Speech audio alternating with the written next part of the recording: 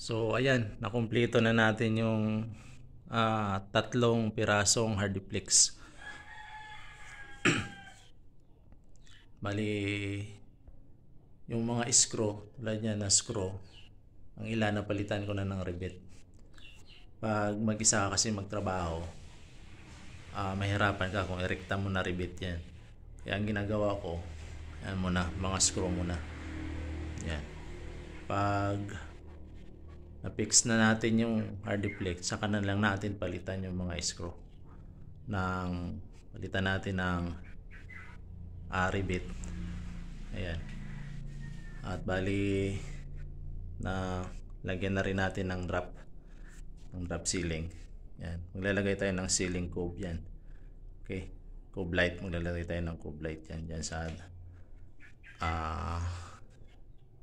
drop ceiling natin. Okay. Pakita ko lang sa inyo kung paano ko to ginawa. Mga idea na ginawa natin. Akyat muna tayo. Yeah. Ayan. Ang una kong ginawa rito, pinix ko muna lahat ng ulanggel paikot. Ayan. Pinix ko yan paikot, palibot. Andun sa kabila. Ayan. Tapos yung metal paring natin sa taas, ito. Pinantay ko lang din ito. Ayan. Pantay lang yan. Kasi may mga ritaso tayo dyan eh. Sayang yung pag hindi natin ginamit dito. Kaya yan. Yan. Tapos ito metal paring din to. Lalagpas lang tayo dyan ng mga 1 inch o half inch hardiplex natin. Dyan. Dyan. Tapos para hindi gumalaw ito, para hindi siya gumalaw, okay, lagyan ko siya ng ayan to. Bali nakaribit yan banda ron.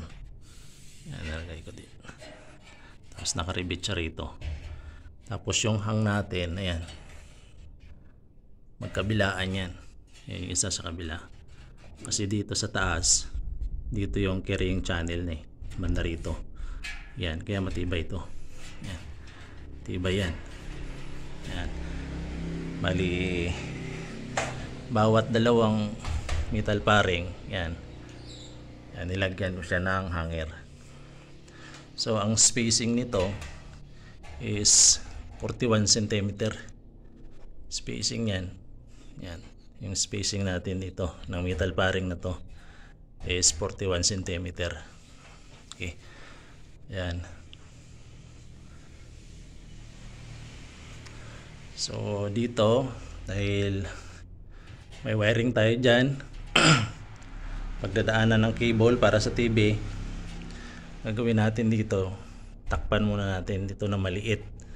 Tapos i-screw lang natin. Para kung maglagay na tayo ng wiring dyan, lagyan natin ng wiring. Dahil naka-screw lang, yung ganito kalaki na hardiplex, pwede natin matanggal at ibalik na lang. Ibalik na lang natin. Okay.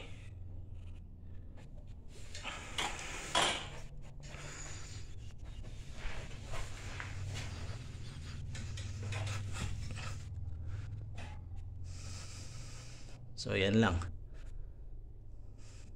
Okay. Dito isunod na natin dito. Banda rito.